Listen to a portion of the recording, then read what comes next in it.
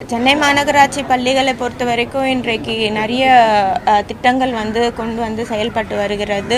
உட்கட்டமைப்பும் பல்வேறு பகுதிகளில் மேம்படுத்தப்பட்டு வருகிறது. சென்னை பள்ளிகள் பார்த்திங்கன்னா இன்றைக்கு கடந்த அதிமுக ஆட்சி காலத்தில் 10 ஆண்டுகளாக சென்னையோட புதிதாக இணைக்கப்பட்ட பகுதிகள், அதாவது மணலி, மாதவரம், சோழிங்கநல்லூர், பெருங்குடி, இந்த மாதிரி பகுதிகளில் இருக்கக்கூடிய பள்ளிகள் எல்லாம் 131 பள்ளிகள் வருகிறது.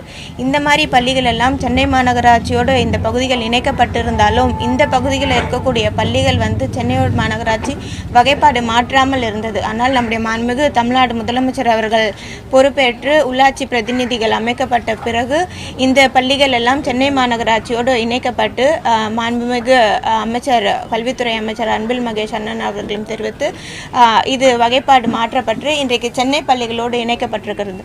அந்த பள்ளிகள் பார்த்தீங்கன்னா கடந்த அதிமுக ஆட்சியில் 10 ஆண்டுகளாக எந்த ஒரு உள்கட்டமைப்பும் இல்லாமல் குழந்தைகளுக்கு தேவையான எந்த ஒரு தேவைகளும் பூர்த்தி செய்யப்படாமல் இருந்தது. இந்த ஆண்டு அது எல்லாமே நிறைவேறப்பட்டிருக்கிறது. அந்த குழந்தைகளுக்கு கூடுதலாக கவனம் செலுத்திருக்கும். ஆனால் சென்னை மாநகராட்சி பள்ளியில் பொறுத்த வரைக்கும் 88% தேர்ச்சி பெற்றிருக்கிறார்கள்.